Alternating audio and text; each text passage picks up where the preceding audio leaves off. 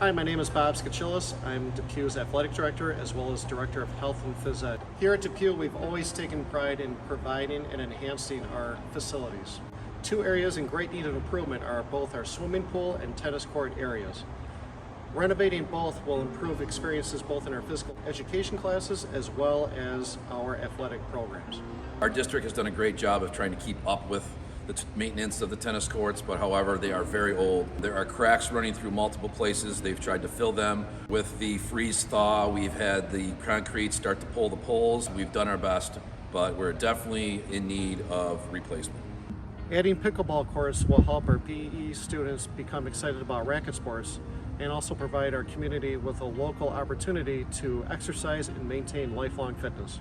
I think that getting new courts would be a good representation for not only our school but for the tennis team.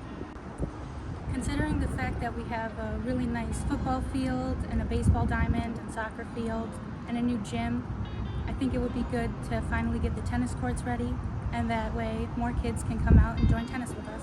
Since this program has been very small for many years, it would be nice having more pride in the swim team. I know that if we have an updated deck along with the walls, more people from Depew would make an attempt to join the swim team and more fans would come to meets.